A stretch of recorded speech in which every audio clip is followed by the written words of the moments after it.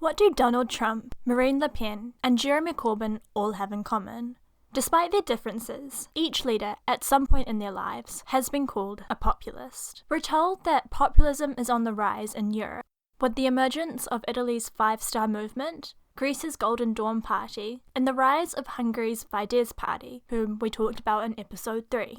But I've often found myself confused when listening to my peers talk about populism, because, in all honesty, I've never really understood it as a concept. Is populism something I need to fear? Embrace? Should I be voting for the populist candidate on my ballot? The answers to these questions, like always, are not exactly black and white. So, why are we seeing a rise in populist parties in Europe? What, if anything, does the migration crisis have to do with this movement? And what exactly is a populist? Today, we'll be using the United Kingdom and the rise of populism there as our case study. This is Motion, a podcast about migration in the 21st century.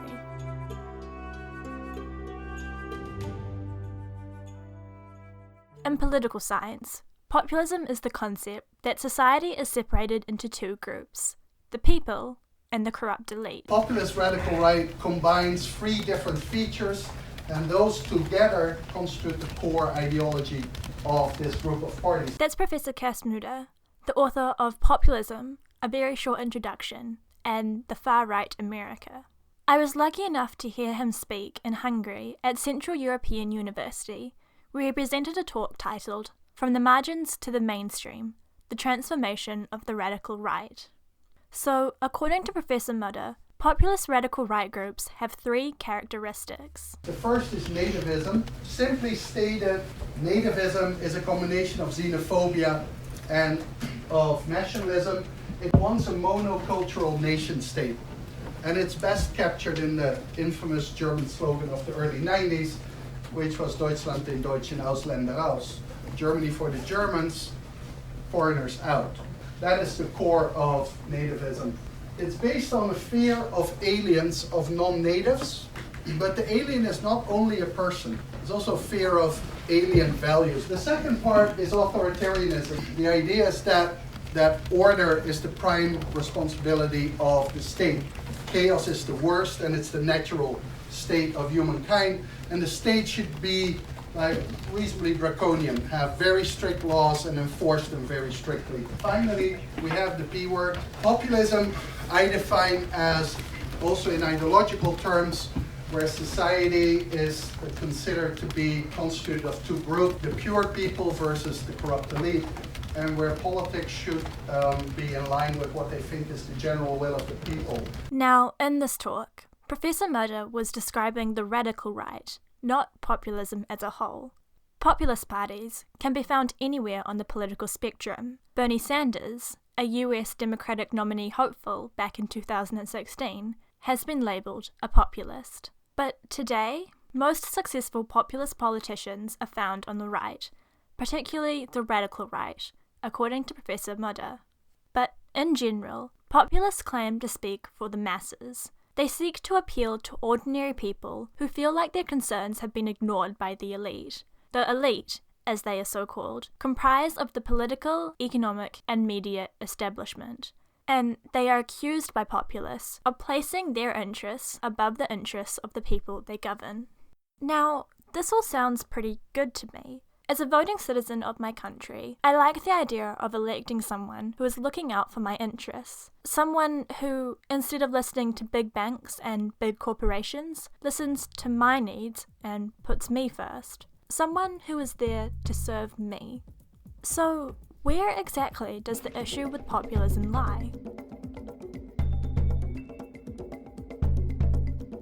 On June 23rd, populism reached a peak in the UK when British civilians defied expectations by voting to leave the European Union. Breaking news out of London that could have serious economic and political reverberations for the rest of us. The cliffhanger vote on whether Britain will stay in the European Union. Despite an impressive lineup of political heads and authority figures informing the public that Brexit would be an unprecedented disaster, a majority of those voting decided to defy the warnings of their politicians and vote to leave. Even before the controversial Brexit vote, populism has manifested itself in many of the UK's leading political parties. Labour Party leader Jeremy Corbyn has vowed to stand up for the ordinary working people in a system rigged for the rich. Conservative Prime Minister Theresa May has pledged to carry out the will of the people in her showdown with the European Union. And this movement isn't exclusive to political parties. The UK has seen a surge in the formation of populist activist groups, one such group being the English Defence League. And this is the group I would like to focus on today. The English Defence League, or EDL, is a self-described street movement for the English working class. Founded in 2009, the EDL has been characterised as a populist group due to its claim to represent the ordinary people against liberal elites who they accuse of controlling the country. In footage of protests, the EDL can be seen to be made up of primarily young white men. Despite this, the formal makeup of the group remains a little bit of a mystery. This is largely because the EDL has no formal joining procedure or membership.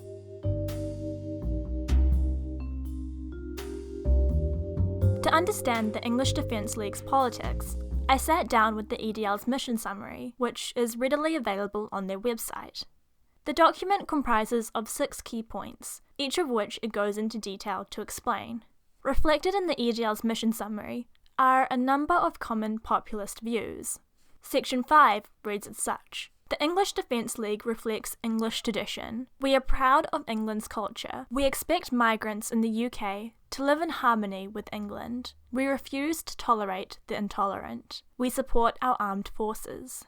But the EDL's mission summary doesn't just reflect general populist ideas. One of the main rallying points of the EDL is its distaste of Islam and of multiculturalism. Section 1 reads, The EDL has risen from the English working class to act, lead, and inspire the struggle against global Islamification. Scattered throughout the mission summary are similar references to Sharia law, Islam, and Muslims. Section 3 includes the statements, We stand for English cultural norms by opposing Sharia, and we oppose the Islamic distinction between Muslims and non-Muslims.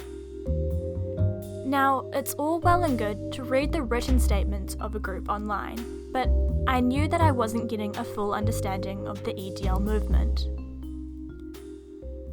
According to a report written by Jamie Bartlett and Mark Littler titled Inside the EDL, Populist Politics in a Digital Age, while leaders of the EDL claim they are pluralistic liberal movement, chants heard at demonstrations and the vitriol frequently posted on EDL chat forums suggest otherwise.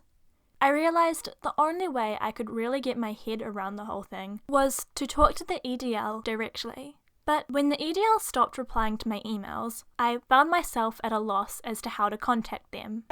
So I'm walking from Parliament Square towards Trafalgar Square now, and that's how I ended up at an EDL rally, first in Manchester and then in London. So, for a bit of background, the co-founder of the English Defence League is an activist named Tommy Robinson. On March 25th of this year, Robertson was arrested for live streaming outside of Leeds Crown Court during a trial in which reporting restrictions had been ordered by the judge. The jailing of Robertson drew condemnation from right-wing circles and was the catalyst for the march I ended up in at London on June 9th. But the protest was about much more than just freeing Tommy Robinson. I ran into 2 lovely men during the march who were more than happy to chat. What are you guys marching for today? We are the sovereign people under God. There's God, then the people, then government. And the government, over the years, have taken over the people. They think they're above the people, but they're not. So we are sovereign. The government's corrupt, right? Police are corrupt. Judges are corrupt. We want them all out. Get rid of the lot. So, again, we're hearing this populist rhetoric of distrust of the government and distrust in our leaders. David Marquand describes populism not as a doctrine or an ideology, but rather as a disposition, a mood, and a set of attitudes. And if I learnt anything from attending the FDL rallies, it's that people are frustrated. Frustrated at the system, frustrated at the people, frustrated at the government. The EDL supporters I talked to reflected what Bartlett and Littler described as a lack of confidence in the legal and justice system and a pessimistic outlook of the future. The EDL supporters I talked to reflected what Bartlett and Littler describe as a lack of confidence in the legal and justice system. All of these aspects came across in the speeches and rallying cries I heard at the rally I attended in Manchester. We're also here to protect the vulnerable and weak in our society. Absolutely shame on them. Shame on you! Shame on you! According to Dr. Mutter, populism has been around for the last 25 to 30 years. But recently, he explains, there has been an acceleration. According to a study conducted by the European Policy Information Centre, around 1/5 of European voters, or 55.8 million people, now vote for left or right-wing populist parties. So, why are we seeing a rise in populist leaders? Experts point to both social changes like multiculturalism and globalism as key reasons. Globalization took the world by storm, creating a new landscape, characterized by a loss of national sovereignty, open borders, financial deregulation, and the displacement of jobs by outsourcing or technology. According to Italy's former economic minister, globalization could not be stopped, but it happened too quickly. There has never been so much social change in a 20-year period. Now we are looking at the results. This is where I think migration comes in. The freedom to move is a byproduct of globalization, and with this freedom, or ability to move, comes the idea of mixing cultures, the breaking down of our idea of borders, and the intertwining of religion and customs. Your identity is based so much on where you live and who you surround yourself by, so it can be pretty terrifying when migration calls this all into question. American historian Richard Hofstadter described population in 1960 as the paranoid style of politics. People fear change, and the idea of a migration crisis provokes strong emotions and is extremely polarizing. And as a result, populist politicians who hope to play on this fear have framed the migration crisis as a threat to European values and European security.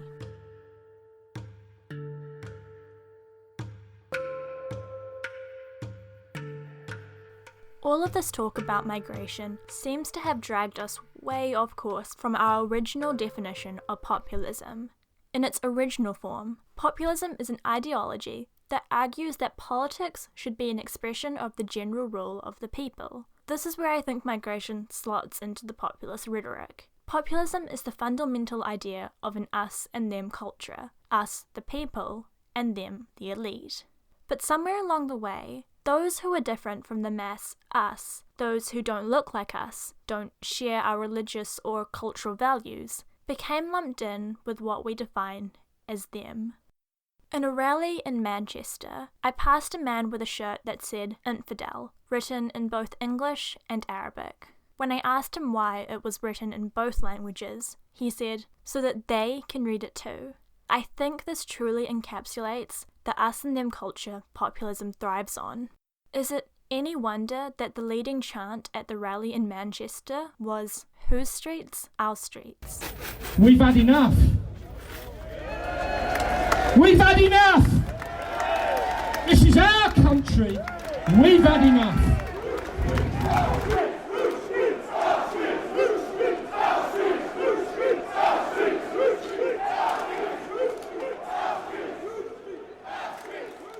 The problem is, and here is where I'd like to leave off, I think liberals are a part of the problem. There is a growing concern with how liberals sometimes respond to populist leaders and parties. When I hear right-wing populist rhetoric from leaders like Donald Trump, my first instinct is to encourage non-cooperation with him, to not even read his policy demands, and to outright refuse to listen to him. But this is problematic. As Muller explains in their book, What is Populism? I have insisted that the problem with populists is that they exclude. So what do we do in return? Exclude them. Populists see themselves as ignored and exploited by those who are supposed to represent them. So, what's the alternative approach? Muller suggests that we seek to bring in those currently excluded, but this is often hard, for both liberals and conservatives, populist or not. But I think we have to try, because the consequences of not doing so bear heavily on the very migrants seeking our help. Next time on Motion, illegal movement. You can find a full transcript of this podcast, along with a bibliography and links to reference articles on Motion's website. Motion's music is produced by Kevin MacLeod. Thank you to Sarah Pollock for designing Motion's graphics.